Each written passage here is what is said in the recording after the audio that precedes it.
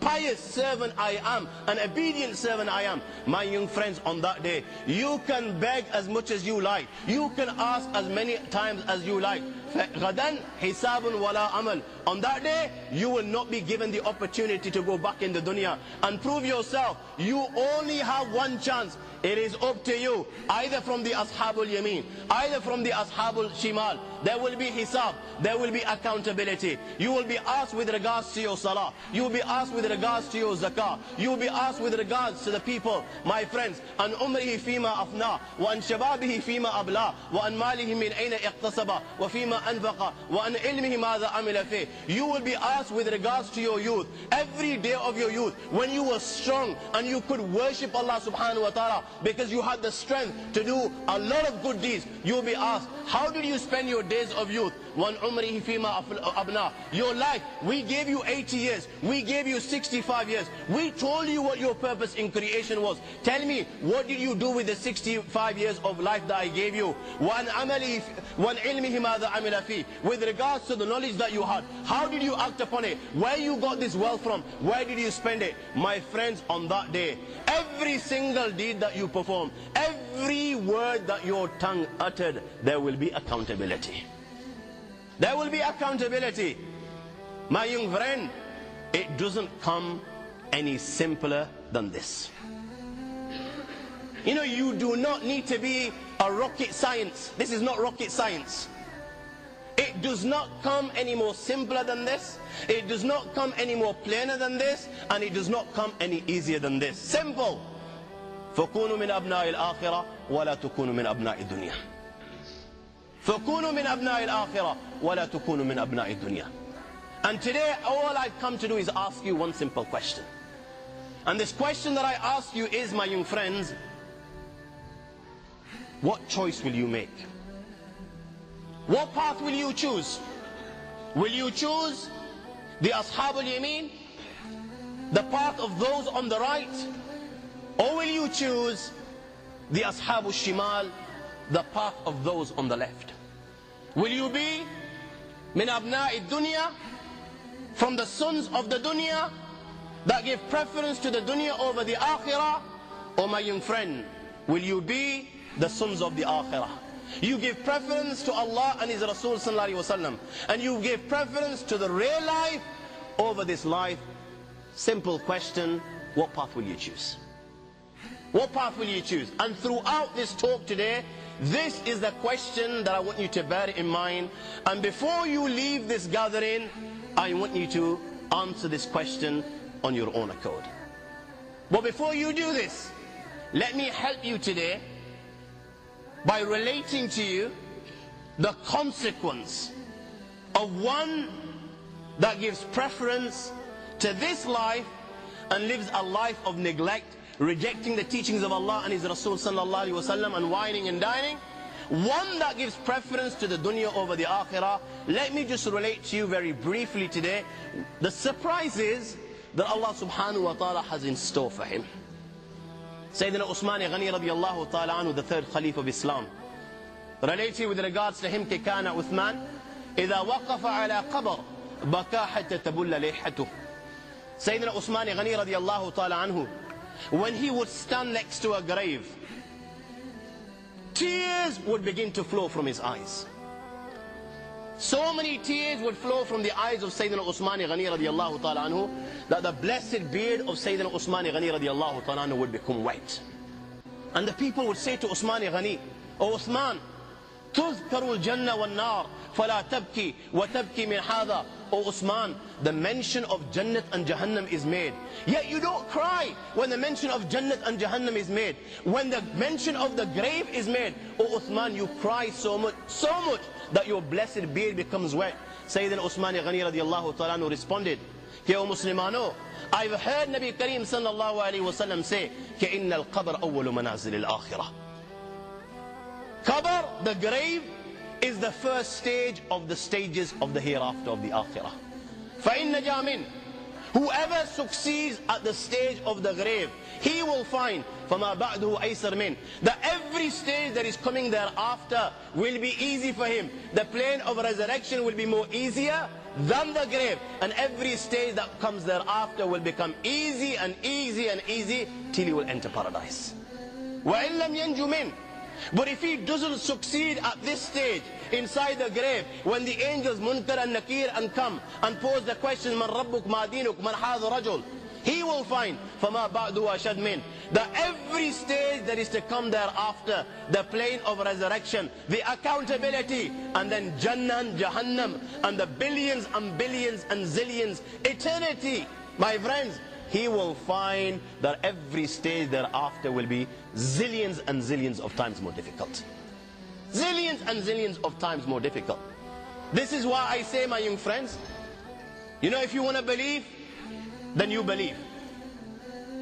If you don't want to believe, if you don't want to believe in Allah and His Rasul, if you don't want to believe in the Akhirah, then my friends, the choice is yours. Don't believe. Allah says, فَمَنْ شَاءَ فَلْيُؤْمِنْ وَمَنْ شَاءَ فَلْيَكْفُرْ. Nobody will be forced to declare the kalima la ilaha illallah, la ikraha fi din. Nobody will be forced to accept, embrace Islam and accept the kalima la ilaha illallah. You want to believe, you believe. You don't want to believe, don't believe. You want to reject Allah and His Rasul sallallahu alaihi wasallam, then my friend, you reject Allah and His Rasul sallallahu alaihi wasallam. You want to give preference to the dunya over the akhirah, and you want to enjoy this life, you know, the 50 years that you might get, the 60 years that you might get, and if you're lucky, you get 100 years. You want to enjoy this, and you want to give this preference to the eternal bliss in paradise, then my friend, it's your choice. You do this. You want to live a life whining and dining, you want to live a life pubbing and clubbing, you want to live a life chilling and thrilling, then my friend, you do this. Well, let me tell you, you know what? The last laugh will be with none other than the Lord of the Arsh and Kursi. The last laugh will be with none other than the Lord of the Arsh and Kursi. Because Rasulullah sallallahu alaihi wasallam said, you do as you please, but remember, تَمُوتُونَ كَمَا تَحْيَوْنَ وَتُحْشِرُونَ كَمَا تَمُوتُونَ. You will die just like you lived. You will die just like you lived. And you will be resurrected on the day of judgment just like you died. كُلُّ عَبْدٍ يُبْعَثْ عَلَى مَا مَاتَ عَلَيْهِ. You will die just like you lived. You know, if you've lived whining and dining, chilling and thrilling, and giving preference to the dunya over the akhirah, and then you think in your little mind that on the point of death you will utter the kalima la ilaha illallah Muhammad Rasulullah, or you will die reciting dhikr or sending salutations on Muhammad sallallahu alaihi wasallam, or you will die in the state of prostration, then my friend, people like you and me are living in cuckoo land. We're living in cuckoo land.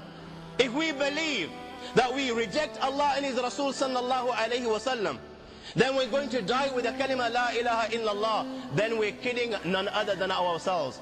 Just as it is hoped that one who pleases Allah and His Rasul and suppresses his desires and gives preference to the akhirah over the dunya, Allah will honor him at the time of death. It's so possible that Allah takes out his soul when he's in the state of prostration, when he's bowing down before the Lord of the Arsh and Kursi in prayer. Or Allah takes out his soul when he's woken up during the night and his hands are raised before his master and he's begging for Allah's mercy. Oh my friends, Allah takes his soul while he's sitting in the masjid of Rasulullah sallallahu alaihi wasallam before the Rawdah, offering salams to Rasulullah sallallahu alaihi wasallam, or he's in the Masjid al-Haram in the state of ihram making tawaf around the house of Allah.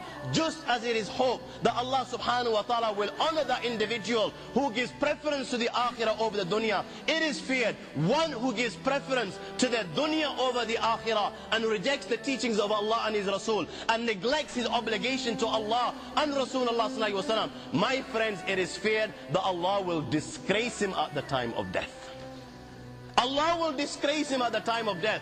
And if Allah disgraces him at the time of death, then you tell me, what do you think Allah subhanahu wa ta'ala has in store for him thereafter in the grave, day of judgment and Jahannam?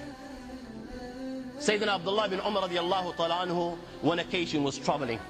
Night, he decides to stop with an old woman in her house. All of a sudden there's a grave nearby, and at night the great companion of Rasulullah, the son of Umar Farooq, he can hear a voice coming from the grave. The voice is crying, Bawl wa ma bawl, shan wa ma shan. Drops of urine. Which drops of urine? Shan wa ma shan. Water bag of leather. Which water bag of leather? Sayyidina Abdullah ibn Umar radiallahu ta'ala anhu is shocked. He asked the old woman with regards to this voice, who is this individual? Why is he saying the words, Bawl wa ma bawl, shan wa ma shan? She explains, this was her husband. This man inside this grave, uttering these words, Bawl wa ma bawl, shan wa ma shan, is none other than her husband. He was negligent with regards to drops of urine at the time of making istanja. He wouldn't do istibra.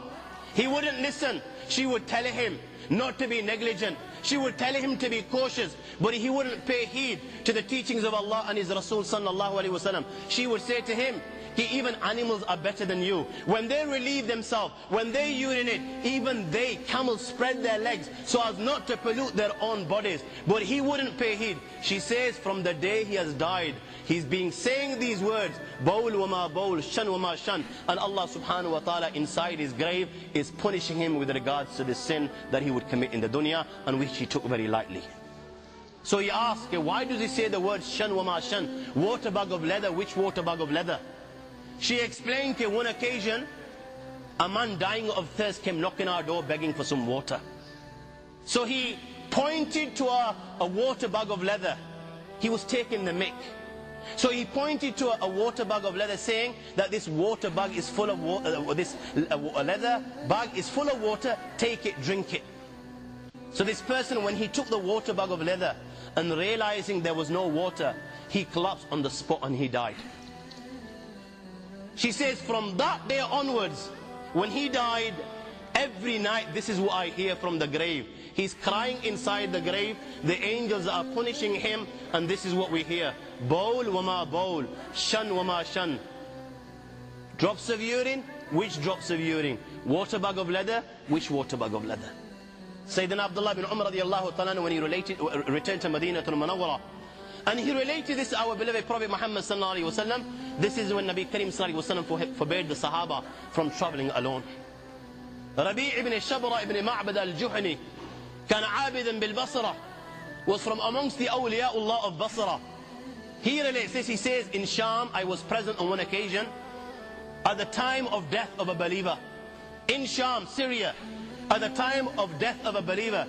And he says the people were doing talqeen. They were telling him to read the kalima la ilaha illallah. Just as we do here today when somebody is on the point of death, we make talqeen. We read the kalima aloud in front of him so that he also follows us and he reads the kalima. Why? Because Rasulullah sallallahu alaihi wasallam said, Man kana akhiru kalamihi la ilaha illallah, dakhal al-jannah. Whoever recites the kalima la ilaha illallah, whoever last words are the kalima la ilaha illallah, be sure that this individual will enter paradise. This is why we try our utmost best, that this dying person, before he leaves this world, he utters the kalima la ilaha illallah Muhammad Rasulullah.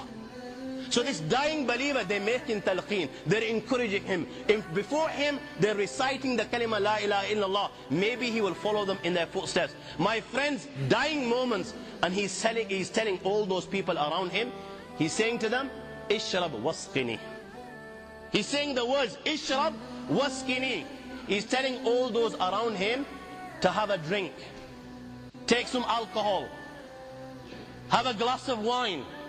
And he's saying to them, wasqini, give me a glass of wine to drink. Did I not say, my young friends, you know, we give preference to the dunya over the akhirah. And then we believe, we wine and dine our lives. And then at the time of death, you know, if you and I think that we're going to die with the kalima la ilaha illallah Muhammad Rasulullah, then we are not conning anyone other than ourselves. We live in Kukulan. He spent his life like this. Time of death, what he was used to, like Rasulullah sallallahu alaihi wasallam said, tamutun kama tahyon. You will die just like you lived, and you will be resurrected on the day of judgment just like you died. And on his deathbed he's asking for intoxicants. Asking for intoxicants. A man in Ahwaz related, time of death, And at the time of death, rather than reading the kalima, La ilaha illallah, Muhammad Rasulullah, my young friends, he's counting money. 5, 10, 20 pounds, 100 pounds. Yeah, he was probably an accountant.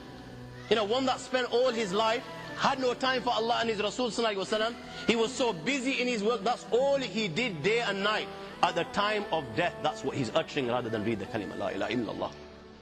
How many young guys, my young friends, that I know personally, from amongst the believers, that have died